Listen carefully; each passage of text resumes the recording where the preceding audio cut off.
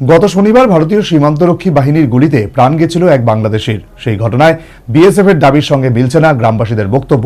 দেখুন news ভ্যানগার্ডের postmortem report.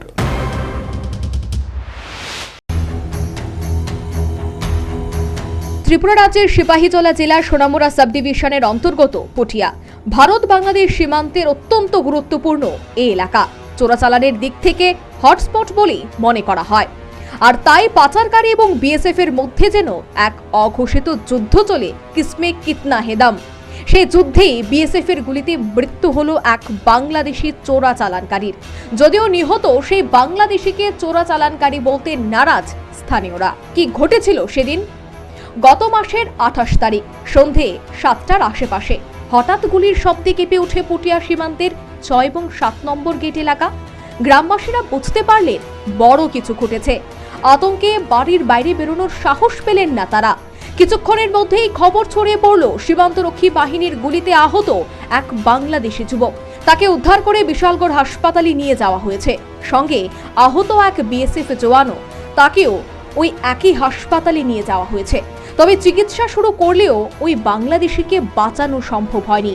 কি কারণে সেদিন রাতে গুলি চলল তা পরিষ্কার ছিল না কারোর কাছেই। সত্য অনুসন্ধানে নিউজ ভ্যানগার্ড ঘটনাস্থলে পৌঁছায়। কথা হয় গ্রামবাসীদের সঙ্গে। তারা জানায় ওই বাংলাদেশি তার একটি গরুকে ফিরিয়ে নিয়ে যেতে কাঁটাতারের কাছে চলে এসেছিল। সে সময় বিএসএফ ওই ব্যক্তির উপর গুলি চালায়। এমনকি মাঝে মধ্যে বিএসএফ গ্রামবাসীদের শাসায় বলে অভিযোগ। কাস্টম করে খাই বা গাড়ি টাড়ি অটোমোটো চালিয়ে খাই, অনেকে বৃষ্টি করে খায়, অনেকে বাচ্চা বাচ্চার কাজ করে। এখন আমরা মনে করি বাড়ি করে থাকতে আমরা অসুবিধা। বিএসএফ নাকি আমরা আমরা এই ব্যবসা বাণিজ্য করি, আমরা এই লাইনম্যানে করে বাড়ি ঘরের মেজেন আইয়া ধমকাধমকি করে যে মানে এদিক দিয়ে ব্যবসা হয়, অন্য মানুষের ব্যবসা করলে আমরা ইয়ে ধরে। ঠিক আছে, তো আমরা তো দিনের বেলা মনে করেন বাইরে বাইরে থাকি, রাত্রেবেলা বাড়িতে ইয়ে ঘুমাই। রাত্রে কি হয় না হয় এটা তো দাদা আমরা জানি। বিএসএফ এর বিরুদ্ধে এই বিস্ফোরক অভিযোগের প্রতিক্রিয়া জানতে এবং সেদিনের এই ঘটনায় বিএসএফ এর বিবৃতি নিতে নিউজ ভ্যানগার্ড পটিয়া বিওপিতে যায়। সেখানে উপস্থিত বিএসএফ এর duty commandant Santosh Kumar Singh news ভ্যানগার্ডকে জানান, সেদিন রাতে চোরা চালান হচ্ছিল। প্রায় 12 থেকে 14 জন বাংলাদেশি চোরা চালানকারী সীমান্তের 150 মিটারের মধ্যে ভারতীয় পিলার পেরিয়ে ঢুকে পড়তেই তাদেরকে ফিরে যাওয়ার জন্য বারবার হুঁশিয়ারি দেওয়া হয়। কিন্তু তারা সেই কথায় কর্ণপাত না করে জওয়ানদের উপর আক্রমণ করে। বড় বড় পাথর, লাঠি, দাঁতে আক্রমণ করা হয়। আহত হয় আমাদের এক জওয়ান। তখন আত্মরক্ষার্থে সেই জওয়ান গুলি চালায়। জখম হন এক বাংলাদেশি ও বাকিরা পালিয়ে যায়। ডিউটি কমান্ডেন্ট এও জানিয়েছেন, সেদিন প্রায় 300 কেজি চাল, প্রায় 15 কেজি গাঁজা, একটি দা সহ বেশ কিছু ধারালো অস্ত্র উদ্ধার হয়েছে সেই চোরা চালানকারীদের থেকে। ইতিমধ্যে তা তুলে দেওয়া হয়েছে পুলিশের কাছে। আহত জওয়ানের মাথায় সিটি স্ক্যান হয়েছে এবং বর্তমানে তিনি শালবাগান বিএসএফ হেডকোয়ার্টারে চিকিৎসাধীন রয়েছে। তার বিরুদ্ধে তদন্ত চলছে বলেও জানিয়েছেন ওই ডিউটি কমান্ডেন্ট। অন্যদিকে সেদিনের ঘটনা নিয়ে ইতিমধ্যেই পুলিশি তদন্ত শুরু হয়েছে। কলমচৌড়া থানার তদন্তকারী অফিসার অনিল দেববর্মা রবিবার তদন্তের পর বিএসএফ এর সুরেই সুর মিলিয়েছেন। তদন্তের স্বার্থে তিনি এখনই বিস্তারিত বলতে পারবেন না বলেও জানান।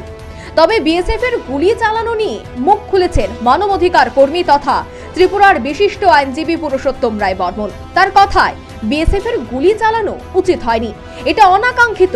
জেলা শাসকের নেতৃত্বে তদন্ত হওয়া উচিত। আমি বলছি যে এই ধরনের ঘটনা তো অবাঞ্ছিত, অনাকাঙ্ক্ষিত।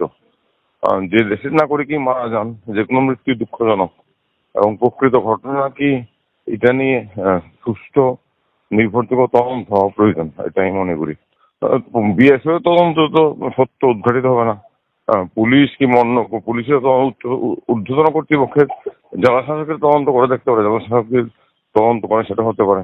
এই ধরনের সীমান্তে এই ধরনের ঘটনা অনাকাঙ্ক্ষিত, অবাঞ্ছিত। এই ধরনের ঘটনা এড়ানোই উচিত। যদি বাংলাদেশি নাগরিক আমাদের সীমান্তে ঢুকতে যায় তাহলে তাকে গ্রেপ্তার করে আইন অনুযায়ী বিচার হতে পারে। কিন্তু গুলি করে হত্যাটা তো শেষ পরিস্থিতি, সর্বশেষ পরিস্থিতি। এটা কোনোভাবেই তো প্রথম পদক্ষেপ হতে পারে না। আমি তো ঘটনাটা শুনলাম, তো আমার মনে হয় কার বক্তব্য ঠিক, বিএসএফ এর বক্তব্য, তারা তাদের মতো বক্তব্য তৈরি করে। এখন গ্রামবাসীর বক্তব্য, সব মিলিয়ে একটা সুষ্ঠু প্রশাসনিক তদন্ত হওয়া দরকার, যাতে প্রকৃত তথ্য মাস দুয়েক আগেও বিএসএফ এর রাবার বুলেটে আক্রান্ত হয়েছিল সোনামুড়া বক্সনগরেরই এক নাবালক। বারবার এমন ঘটনার অভিযোগ রয়েছে বিএসএফ এর বিরুদ্ধে। কিছুদিন আগে দিল্লিতে দুই দেশের সীমান্তরক্ষী বাহিনীর বৈঠকেও এই প্রসঙ্গ উঠেছিল, কিন্তু তারপরেও গুলি চলল। তবে বিএসএফ সূত্রের খবর, এই ঘটনার পর গুলি চালানো নিয়ে কড়া নির্দেশিকা জারি করা হয়েছে। বলা হয়েছে, গুলি শুধুমাত্র হাতের বাইরে চলে যাওয়া কিছু ঘটনার ক্ষেত্রেই চলতে পারে, তবে তার আগে শুধুমাত্র সতর্ক করেই অপরাধ রুখতে হবে। ত্রিপুরা ভারত বাংলাদেশ সীমান্তে চোরাচালান, অনুপ্রবেশ ও পাচার রুখতে গত ডিসেম্বর মাস থেকেই সক্রিয় বিএসএফ। হাতে নাতে ফলো আসছিল, ধরপাকড় বেড়েছিল। এসব কারবারে হটস্পট হিসেবে চিহ্নিত সোনামুড়া, বক্সনগর এবং কৈলাসহর ফেব্রুয়ারি মাসের শেষ দিকে বেশ কিছু ঘটনা সামনে এসেছিল। তার অন্যতম বিএসএফ এর গুলিতে এক বাংলাদেশির মৃত্যু। সুমন্ত ব্যানার্জির রিপোর্ট, নিউজ ভ্যানগার্ড।